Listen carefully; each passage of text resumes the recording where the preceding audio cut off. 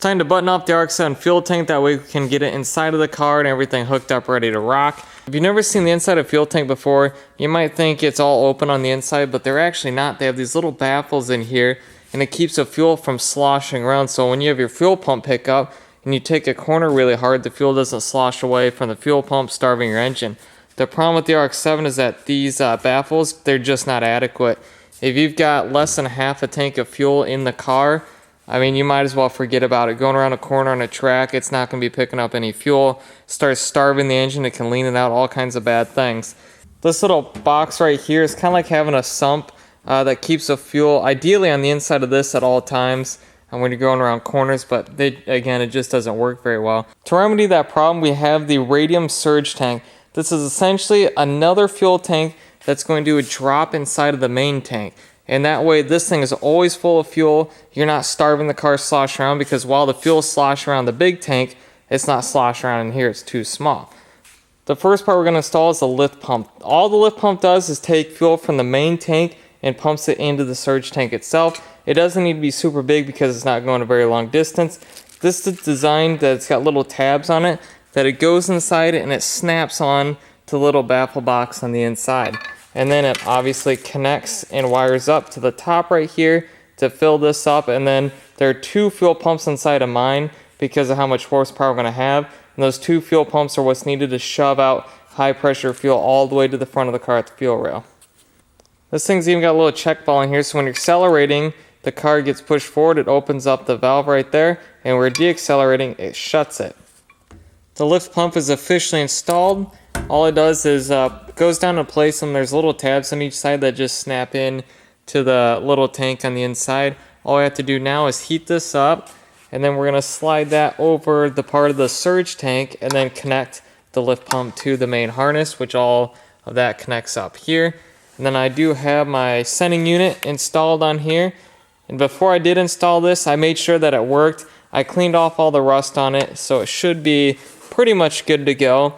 The red wire is for the sending unit itself. The green wire is actually a fuel temperature sensor, which chances are we're not going to be using that at all. I don't really even see a need for such a thing on this car, but we hooked it up nonetheless.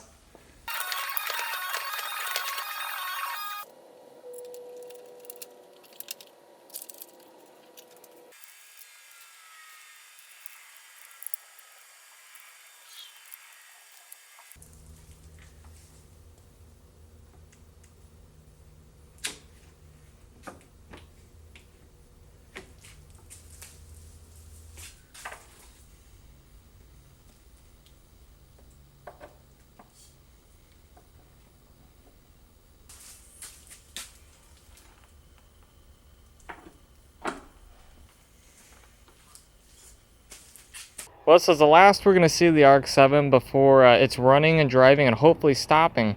I am going to take the car to Eccentric Motorsports to finish the rest of the work. Now, why would I do this after doing all the work on the front end and generally the rest of the car? Well, it's pretty simple. Eccentric Motorsports is building my engine, the radiator setup, which includes the radiator, the intercooler, and the air conditioning. They're also going to build the wiring harness for the engine, intercooler piping. It's just one of those things where, to make it really easy for me to pick everything up, bring it over here, super easy plug and play, put it in the car without any questions, it's just going to be very difficult. And between them trying to make a plug and play setup for a car that's not right there, and then me not knowing how to put it together, there's going to be a lot of talking back and forth. It's just a little bit easier for everybody if I brought the car over there. But I gotta say, it looks really good with the Willwood brakes on it. The stock brakes are just way too small to sit in that big wheel well, so I really like that. Got the Owens coilovers on it. The whole front of the engine bay has been repainted. All the little tiny details have been repainted, like the ABS and the brake lines and, you know, subframe. The steering column has been rebuilt. I left the wiring. I'm gonna wrap it up before I put it in the trailer, but they're gonna go ahead and get rid of a lot of this old wiring. One thing I don't like about the original Mazda wiring is it's kind of messy, and they used loom from back in the day. We're gonna go with something a little bit more modern, a little bit nicer looking. But overall, I'm extremely happy with how everything turned out. It's the first time seeing the car out in the light, and I gotta say, it looks so much smaller than I remember, because I've been working on the car. I mean, it's been sitting way up in the air. I dropped this thing down in the shop, and I was like, man, this thing looks smaller than a Miata.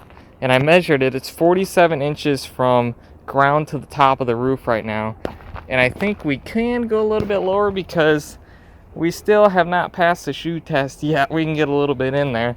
I don't know how much lower we can go, but I gotta say, I really like the fitment. Because remember, even if the wheel is flush, it's still gotta go up and down. And I don't dare roll these fenders because this is an original hardtop left-hand drive car. I wouldn't want to do that to it. One final look at the interior before she goes. All this is torn apart because we're doing the digital dash setup. I've got all this stuff to cover the seats while I've been working on it. We got the new center console in here, some more interior trim, and more trim back there. I mean, it's just a big mess in there. So plan is after we get the car running, driving, probably stopping as well. We're gonna get the car back here. I'm gonna have to do the alignment because this is all wonky with all the new parts.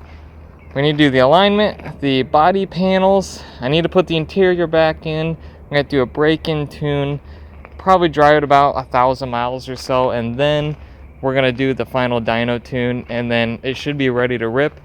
If the transmission holds up, I'm just gonna do the rear end. If I start shredding transmissions, we're probably gonna do a T56 and then the Ford 8.8 rear end, but we're gonna try to see how this does for right now. Just no hard launches. I'm stripping out this engine bay at the moment because it just really needs repainted. A lot of this right here is just bare metal. So there's your RX7 update. Gone too far once again.